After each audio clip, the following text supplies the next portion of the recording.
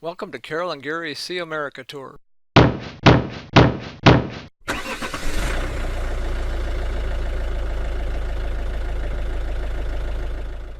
Hello again, everyone. On Monday, January 6th, Carol and I drove 35 miles north of Mims on Interstate 95 until we came to a turnoff for New Smyrna Beach. From there, we followed Highway 421 east until we reached the Atlantic Ocean and then turned south on Atlantic Avenue. Atlantic Avenue is a small sliver of land called Ponce Inlet, named for the famous Spanish explorer Ponce de Leon, who has been credited with searching for the mythical Fountain of Youth. At the south end of Ponce Inlet, we found this 175-foot tall lighthouse. During the 1800s, shipwrecks along the east coast of Florida were increasing at an alarming rate. The United States Lighthouse Board visited the area and determined that a lighthouse was needed between St. Augustine, Florida and Cape Canaveral, Florida. The board recommended Mosquito Inlet, as it was once known, because of its increasing maritime traffic and known for its strong currents and shifting sandbars. Construction of the new lighthouse was begun in 1884. The diameter at the base of the tower is 28 feet. The walls are 8 feet thick. The diameter at the top of the tower, where you can walk around, is 16 feet. The walls on top of the tower are 1.5 feet thick. Approximately 1.25 million bricks were used to build the lighthouse. There are 203 steps from the ground to the lantern room at the top. These steps were originally made of wood, but later upgraded to cast and wrought iron. The tower was originally lit by a kerosene oil lamp, but in August 1933 the tower was electrified with a 500-watt electric lamp, and the lens was replaced by a third-order revolving flashing lens. In 1982, a new tower balcony replaced the existing one that was crumbling, and the light in the lantern was restored to active service. This was our view of the Atlantic Ocean from the top of the lighthouse.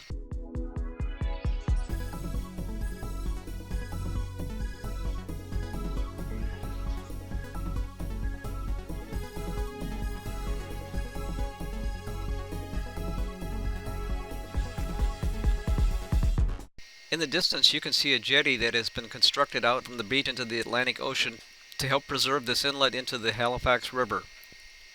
We will be walking out onto this jetty in a few minutes.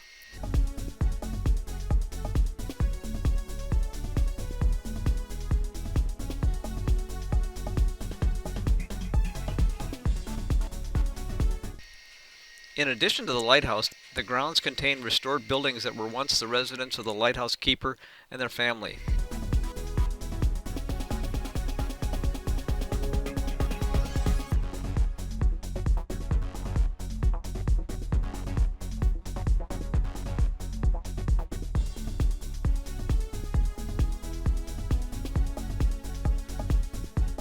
Here is a picture of the spiral staircase looking down as we were walking back down from the top of the lighthouse. As I said, when we left the lighthouse, we drove down to the beach and walked out onto the jetty.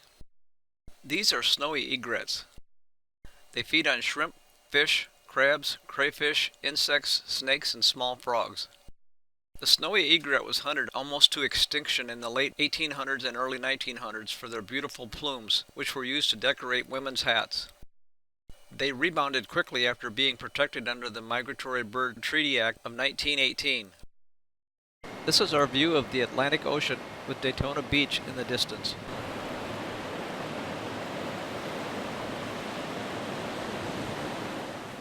As we walked further out on the jetty, the sidewalk eventually ended, but the jetty continues.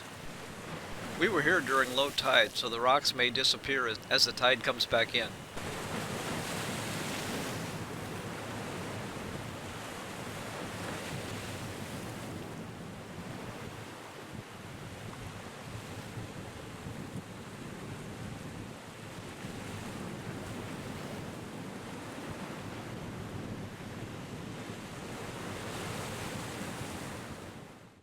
After lunch, we went on a deep-sea fishing boat where Carol managed to hook this 25-foot swordfish.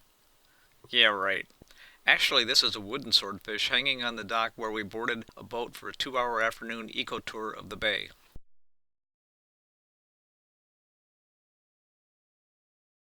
This was our route.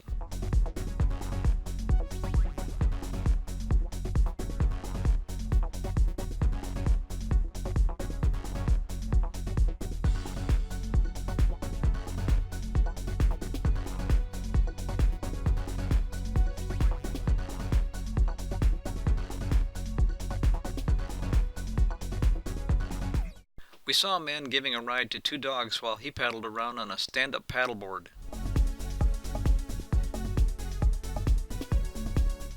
We saw some really nice fishing boats and pleasure boats.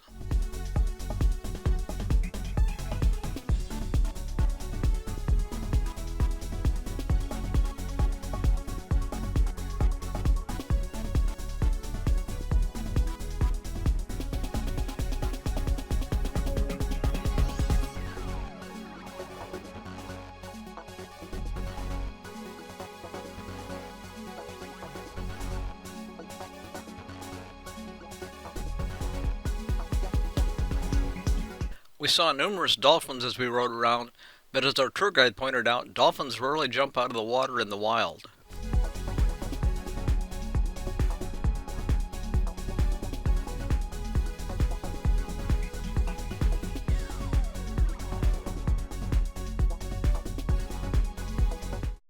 We rode past these large houses on the shore.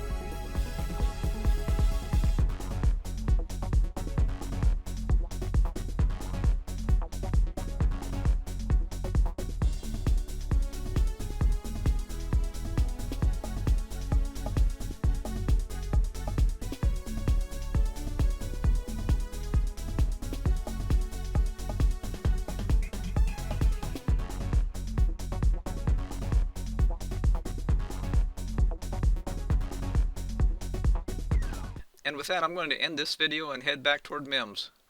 If you like this video but have not yet subscribed, please do so to be notified of future videos, and as always, feel free to share with your friends. Thanks for watching!